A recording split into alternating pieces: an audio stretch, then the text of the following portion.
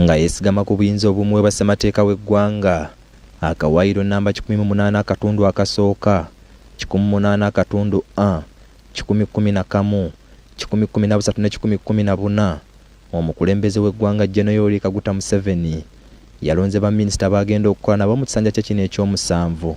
Kabinenti enempya yalondeddwa omukulembeze w'eggwanga yalabikiddemu abamu ku bannabyabufuzi abaludde mu kintu, bannamagye, abakadde, abavubuka, abakulembeze mu bibiina ebyenjawulo okuli NRM, DP ne UPC, awamu n'abo abatalina bibiina. Bangi ku baakalaba ku nnyungula yaabo omukulembeze be yalabyemu obusobozi okuweereza nabo omuli bannabyabufuzi, ababirondoola ne bannaddiini.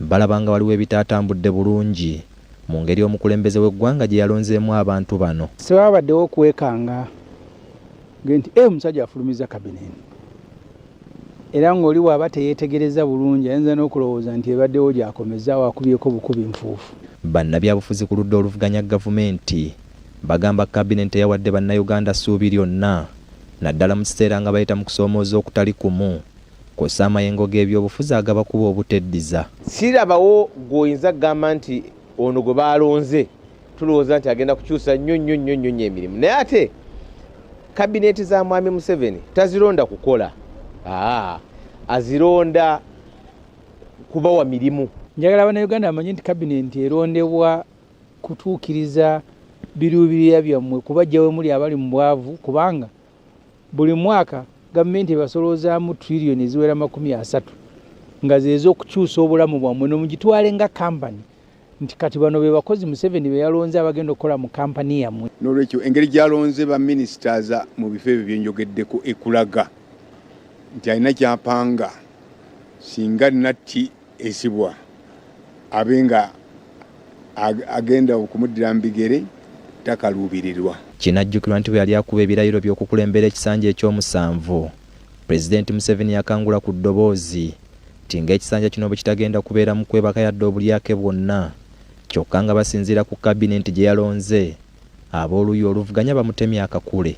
Naye bw'otunuulira abaleeteddwa mu local government bapya nnyo ate nga tibalina experience emala kuvuga mupiira ogukwata ku day to day management of society. Ezo sente ziriwa mu butongole ziri triliyoni 8 eziriibwa mu butongole ng'abantu booziwa basinga okufuna emisaala emingi.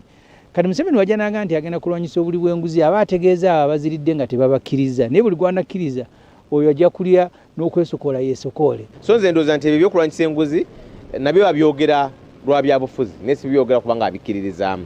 Waliwo n'abamu ku be yalonze ng'oba oli abo balinako ebibuuzo by'oyinza okugamba nti eby'amateeka ebibakugira okubeera baminisita.